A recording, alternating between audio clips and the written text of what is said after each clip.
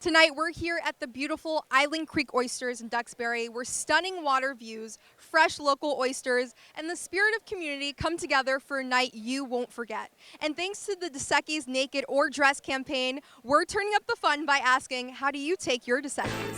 These are delicious, especially with the rim. Dressed or naked? Dressed. Dressed.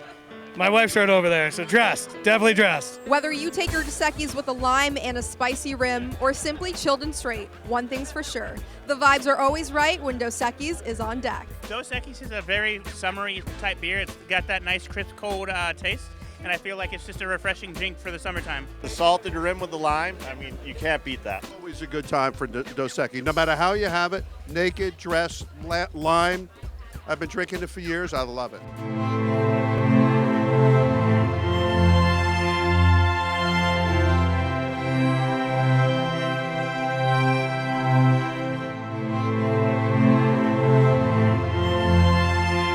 No better place to kick off a Cape weekend than Island Creek Oysters, where everything is served fresh from the oysters to the vibes. With their signature raw bar, craft cocktails, and unbeatable seaside seating, Island Creek is the perfect backdrop for tonight's captain's meeting. Tell us about the oysters here. They're all grown out here.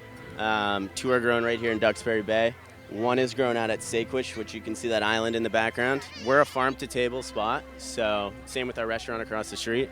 All the oysters are grown here in Duxbury. Skip Bennett started this company in 1990. He was the only one farming them for years. As he would put it, this is the Napa Valley of oyster farming. The prelude to John A. Hoyt, an annual fishing tournament founded in 2022 to celebrate life, legacy, and uplifting a local community.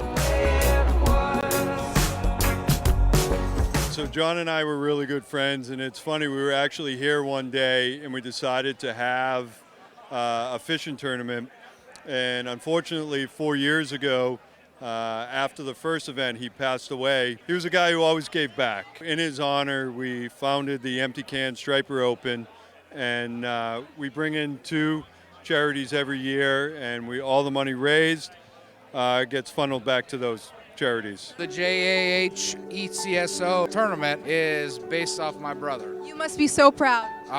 Incredibly proud. What does this night mean to you? This night to me means everything in the world to me, because coming from a small town in Iowa of a couple thousand people, my brother brought that hometown feel out here. There's a multitude of people out here that have become like my family, like my best friends. And after he passed away a couple years ago, these guys have filled in that void that if you've ever had a brother, I have a little brother, or a sister, or whatever it is, like you can't fill that void. And there's 20 or 30 guys out here that have filled that void for me, and it breaks my heart. Like, I so badly wish that I could be that guy that was here, because I want to be that void that he left, and I can't be that void because I live in Iowa. But when I come back out here and I meet all these guys, whether it's 1 or 2 times a year, they're like family. Even in the short legacy that he did leave, for my brother to come from Iowa and be an outsider, more or less to say, and to have this big of an impact, and to see what it's blossomed into in such a short time, it's amazing to me. And to know that, you know, a Midwest boy, myself and my brother, God bless him, to make this big of an impact on so many people that he really never met, you know, it's incredible. My nieces, I don't want those girls to walk away from this thinking that this is just a party for him. This is a party for them. This is a party to show that how much of their father, their dad, left for this community. We aren't just one. We aren't a single family. This isn't just about us. It's about everybody. And for my brother to come from Iowa and to have 2 girls and his beautiful wife, Lindsay, to have this massive impact on all these people that he really didn't know, for them to say, hey, I love this guy. I've never met this guy before, but I feel like I should be a part of it. It gives me a great warm feeling to know that somebody from a small town in the Midwest could have that big big of an impact on this many people.